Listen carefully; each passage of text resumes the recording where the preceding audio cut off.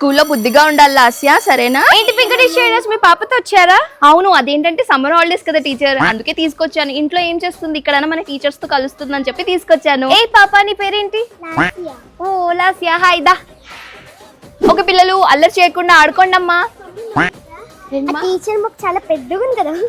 అలా అనొద్దు లాస్యా. వెంకటేష్ పాప ఏదో అంటుంది.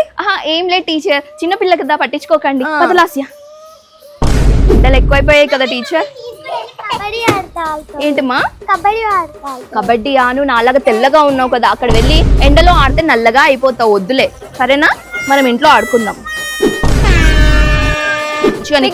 కూల్ డ్రింక్ తిప్పి. వెంకటేష్ ఏమైంది సోను టీచర్? మీ అమ్మాయి లాస్యా మా కొడుకు విద్యుని కొట్టింది టీచర్. అయ్యో అలా ఎలా కొడుతుంది? మా చిన్నమ్మాయి పైన మీరు బ్లేమ్ చేస్తున్నారా? నువ్వు కొట్టావా లాస్యా? మమ్మీ చూడండి కొట్టలేదంట.